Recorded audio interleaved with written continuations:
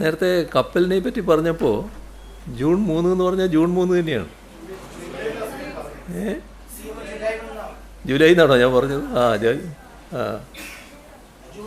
അതെ അതെ.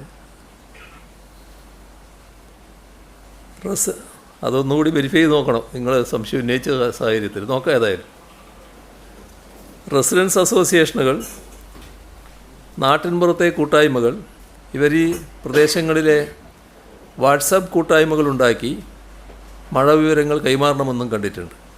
മഴക്കാലവുമായി ബന്ധപ്പെട്ട ശുചീകരണ പ്രവർത്തനങ്ങൾ വീടുകളിൽ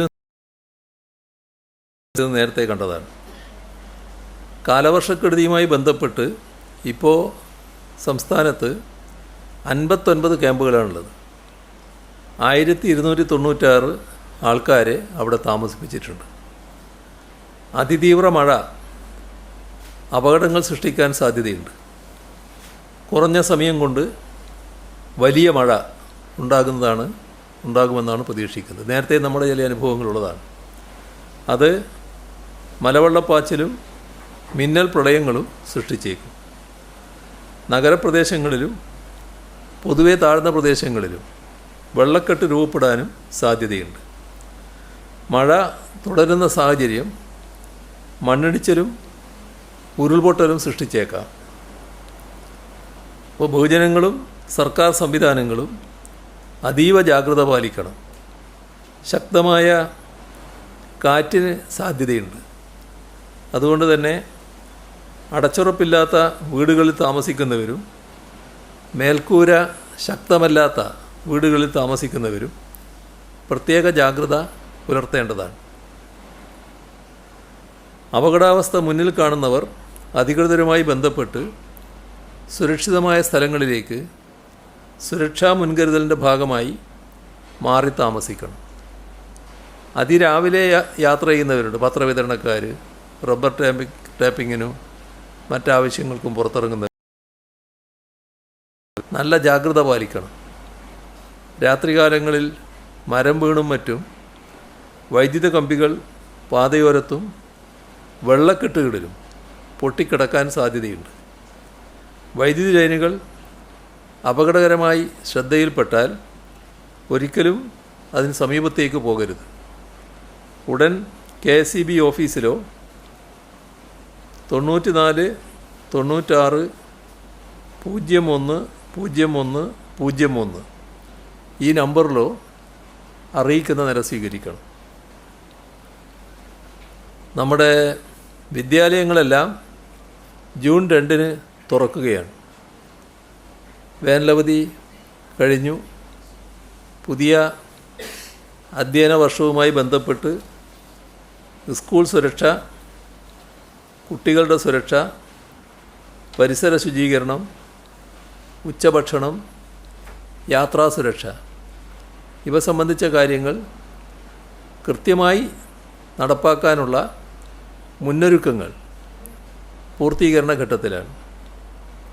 ബന്ധപ്പെട്ട തദ്ദേശഭരണ സ്ഥാപനത്തിൽ നിന്ന് സ്കൂൾ കെട്ടിടത്തിൻ്റെ ഫിറ്റ്നസ് ഉറപ്പുവരുത്തുന്ന സർട്ടിഫിക്കറ്റ് ഉണ്ടെങ്കിൽ മാത്രമേ ക്ലാസ്സുകൾ നടത്താൻ കഴിയൂ.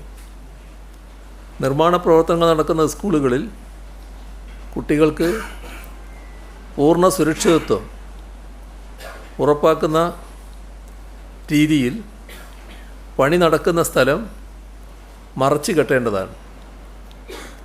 സുരക്ഷ മുൻനിർത്തി സ്കൂൾ പരിസരം വൃത്തിയാക്കേണ്ടതും അപകടകരമായ സാഹചര്യങ്ങൾ ഒഴിവാക്കേണ്ടതുമാണ്.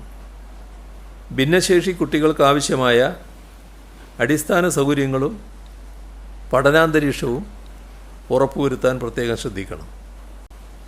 സ്കൂളിനടുത്തുള്ള വെള്ളക്കെട്ടുകൾ, കുളങ്ങൾ, കിണറുകൾ ഇവയ്ക്ക് സുരക്ഷാ ഭിത്തികൾ നിർമ്മിക്കാനും വെള്ളക്കെട്ട് രൂപപ്പെടാൻ സാധ്യതയുള്ള പ്രദേശങ്ങളിൽ അപകട സാധ്യത മുന്നറിയിപ്പ് ബോർഡുകൾ സ്ഥാപിക്കാനും ബന്ധപ്പെട്ട അധികാരികൾ പ്രത്യേകം ശ്രദ്ധിക്കേണ്ടതാണ്.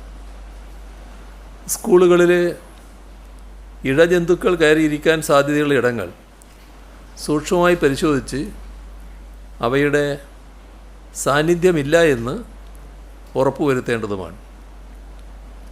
കുട്ടികളുടെ യാത്രാസുരക്ഷ, സ്വകാര്യ വാഹനങ്ങൾ, പൊതുവാഹനങ്ങൾ, സ്കൂൾ ബസ് തുടങ്ങിയവ ഉപയോഗിക്കുമ്പോൾ പാലിക്കേണ്ട മുൻകരുതൽ, റെയിൽവേ ലൈൻ എന്നിവ ക്രോസ് ചെയ്യുമ്പോൾ സൂക്ഷിക്കേണ്ട കാര്യങ്ങൾ, ജലഗതാഗതം ഉപയോഗിക്കുന്ന കുട്ടികളുടെ സുരക്ഷ സംബന്ധിച്ച കാര്യങ്ങൾ, ഇവയെല്ലാം സ്കൂൾ തലത്തിൽ അവലോകനം നടത്തി മാനദണ്ഡങ്ങൾ കൃത്യമായി പാലിക്കുന്നുണ്ട് എന്ന് ഉറപ്പുവരുത്താനാകണം. സ്കൂളും പരിസരവും ശുചിയാക്കാനും മഴക്കാലപൂർവ്വ ശുചീകരണ പ്രവർത്തനങ്ങൾ പൂർത്തിയാക്കാനും സന്നദ്ധ സംഘടനകൾ, കുടുംബശ്രീ, റെസിഡൻ്റ് അസോസിയേഷനുകൾ, അധ്യാപക വിദ്യാർത്ഥി ബഹുജന സംഘടനകൾ ഇവരുടെ സഹകരണത്തോടെ ശ്രമിക്കേണ്ടതാണ്. കുടിവെള്ള ടാങ്ക്, കിണറുകൾ, മറ്റ് ജലസ്രോതസ്സുകൾ ഇവയെല്ലാം നിർബന്ധമായും ശുചീകരിക്കേണ്ടതും അണുവിമുക്തമാക്കേണ്ടതുമാണ്. കുടിവെള്ള സാമ്പിൾ ലബോറട്ടറി പരിശോധനയ്ക്ക് വിധേയമാക്കണം.